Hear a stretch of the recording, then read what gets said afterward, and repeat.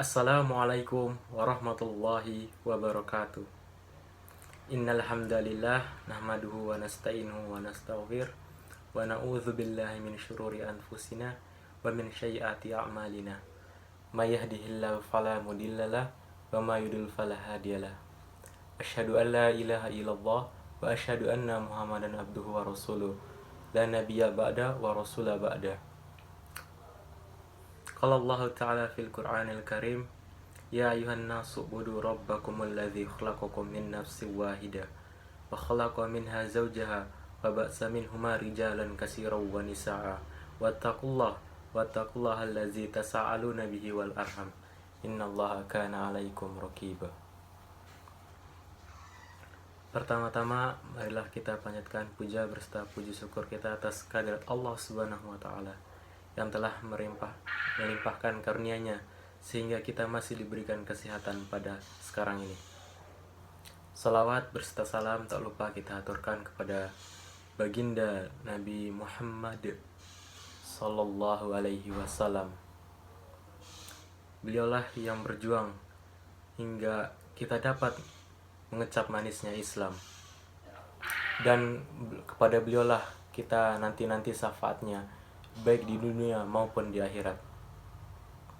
Pada kesempatan ini saya akan membawakan sebuah pidato yang berjudul Sebab Terpecahnya Umat. Pada fenomena perpecahan umat di zaman khiwari ini sedemikian banyak, bukan hanya karena tidak adanya ilmu dan orang-orang menuntut ilmu atau sulitnya mendapatkan wasilah mendapatkan ilmu, namun tampaknya karena ilmu tersebut hilang barokahnya. Bisa jadi disebabkan karena mengambilnya tidak dari sumber aslinya dan tidak dengan manhaj para ulama. Mungkin juga penyebabnya dan mudahnya sarana mendapatkan ilmu dan informasi membuat kita semua tergesa-gesa dan mencukupkan hanya dengan sarana tersebut tanpa melihat para ulama pewaris Nabi. Syekh Nashir Al-Aql mengatakan yang artinya, sesungguhnya barokah hanyalah akan ada pada ilmu yang diambil dari para ulama, dan ia adalah dasar yang menjadi jalannya kaum mukminin. Adapun mengambil ilmu dari sarana-sarana saja tanpa melihat kepada para ulama, maka tidak bermanfaat kecuali sedikit. Hal ini menghasilkan munculnya hawa dan pemikiran menyeleneh dari sunnah dan berkembangnya fenomena perpecahan dan perselisihan dalam agama. Nama lain dari perpecahan ini bisa disebut dengan iftiraq, yaitu menyimpang dari as-sunnah dan al-jamaah pada satu pokok atau lebih dari pokok-pokok agama yang sudah baku dan pasti atau disebut dengan qatl, baik pada pokok-pokok ajaran akidah atau pokok ajaran amaliyah yang berhubungan dengan hal-hal yang qatl atau yang berhubungan dengan kemaslahatan besar umat ini atau yang berhubungan dengan keduanya sekaligus. Banyak yang bertanya-tanya, apakah perpecahan dalam umat ini suatu keniscayaan? Jawabannya adalah benar. Perpecahan dalam umat ini merupakan sunatullah yang pasti terjadi dan telah terjadi. Adapun dasar argumentasi tersebut dari pertanyaan ini, yang pertama, berita mansyur dari Nabi tentang terjadinya perpecahan dalam umat ini. Di antaranya hadis iftiqatul umat yang berbunyi, orang-orang Yahudi telah berpecah belah dalam 71 kelompok dan Nasoro terpecah belah menjadi 72 kelompok, serta umat ini akan pecah menjadi 73 kelompok. Hadis riwayat Tirmizi.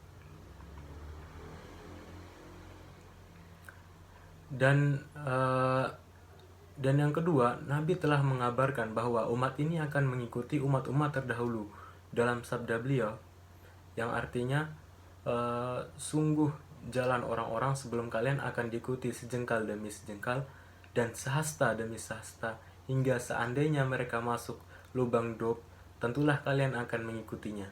Kami bertanya, wahai Rasulullah, apakah Yahudi dan Nasrani?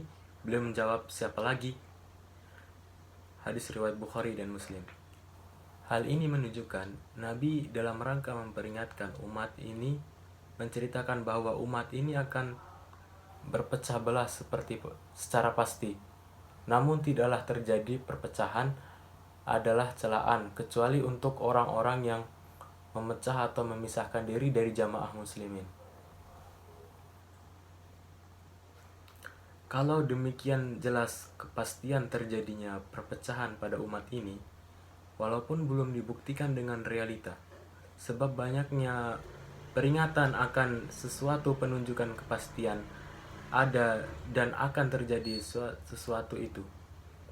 Nas-nas yang ada dalam Al-Quran dan Sunnah berisi peringatan dari mengikuti jalan-jalan yang tidak lurus. Di antaranya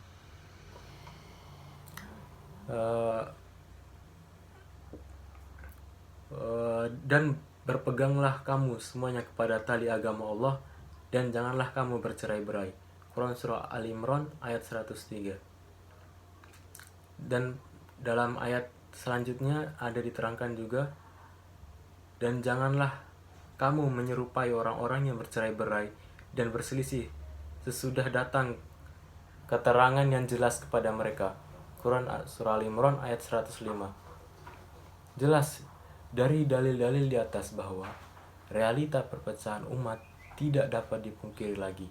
Ini semua sebagai ujian dan fitrah kepada umat Islam, dan ini semua sudah menjadi sunatullah yang tidak mungkin dirubah, walaupun tetap perpecahan tersebut tercela, karenanya sudah menjadi kewajiban seorang muslim mengetahuinya dan mengetahui siapa yang benar dan menjauhi semua yang dapat menyingkirkannya dari jalan yang lurus. Dan di antara semua tadi ada sebab-sebab utama terpecah belahnya umat. Yang pertama, tipu daya dan konspirasi musuh-musuh Islam. Itu semua sudah jelas, baik yang menampakkan kekufurannya seperti Yahudi dan Salibis, ataupun yang menampakkan keislaman dengan tujuan melemahkan kekuatan dan menumbuhkan perselisihan di antara kaum muslimin. Mereka melakukan gerakan-gerakan rahasia di antara kaum muslimin. Mereka melakukan gerakan-gerakan rahasia dan di bawah tanah menyebabkan kebatilan dan makar busuk mereka. Sebagian mereka mendapatkan kedudukan dan tempat yang memudahkan mereka berbuat demikian. Dan yang kedua, yaitu kebodohan terhadap agama. Karena keselamatan ada pada ilmu dan kebinasaan ada pada kebodohan. Kebodohan di sini bermakna ketidaktahuan terhadap akidah dan syariat, bodoh terhadap sunnah, usul, kaedah dan manhajnya. Bukan hanya sekedar tidak memiliki pengetahuan saja, sebab seorang yang terkadang cukup memiliki hal-hal pengetahuan saja, sebab seorang yang menjaga dirinya dan menjaga agamanya dengan menjaganya, lalu menjadi alim dengan agamanya walaupun belum menjadi pakar ilmu. Sebaliknya, terkadang orang yang mengetahui banyak pengetahuan dan dipenuhi dengan informasi dan maklumat, namun tidak mengetahui usul dan kaedah dasar agama, hingga ia tidak mengetahui usul akidah dan hukum-hukum iftirak serta hukum-hukum bergaul dengan orang lain. Ini musibah. Memang kebodohan adalah satu musibah dan menjadi sebab pokok perpecahan. Allah berfirman, katakanlah, adakah sama orang-orang yang mengetahui dengan orang-orang yang tidak mengetahui. Quran surah ayat 39.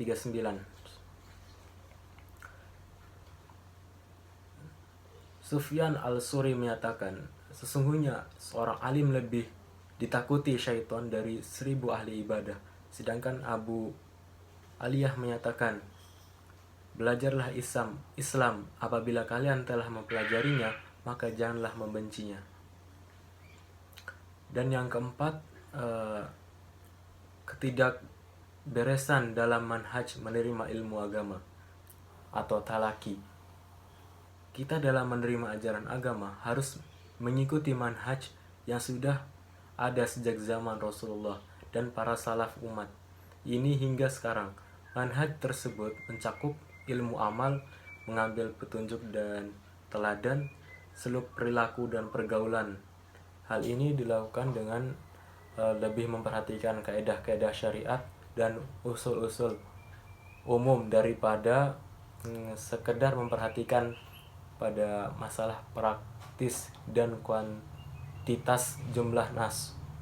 Hal ini dapat diwujudkan dengan mengambil ajaran Islam dari generasi teladan dan ulama-ulama besar kredibel.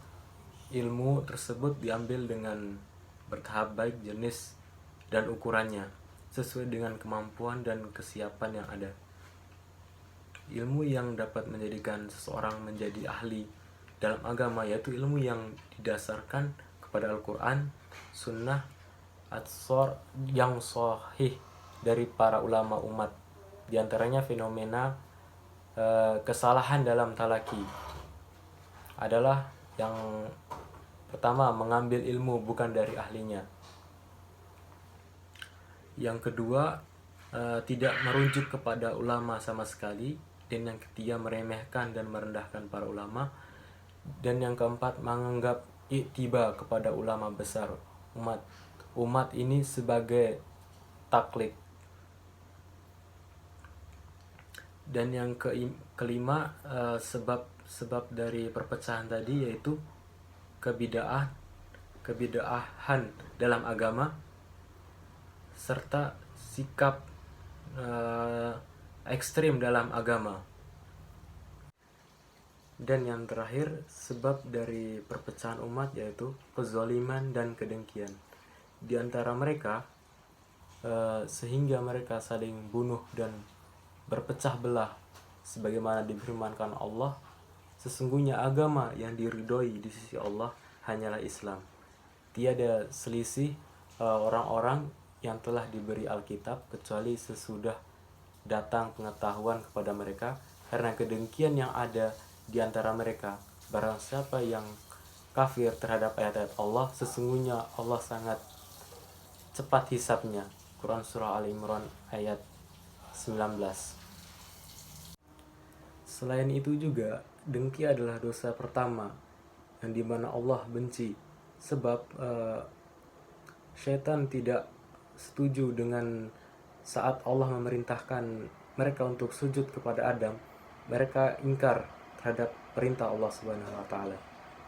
Dan di cerita lain, tidak ada yang mendorong Qabil untuk membunuh Habil melainkan kedengkiannya kepada saudaranya. Dan cerita lain juga, tidak ada yang mendorong saudara-saudara Yusuf untuk melakukan apa yang telah mereka lakukan kepada beliau kecuali sifat hasad mereka. Di antara sifat cerita tadi sudah jelas bahwa dengki menyebabkan banyaknya kerusakan-kerusakan yang telah terjadi hingga saat ini. Banyak di antara kalangan-kalangan, bahkan umat Islam sendiri, saling membenci satu sama lain, bahkan kepada tetangganya dan kerabat-kerabat yang lainnya.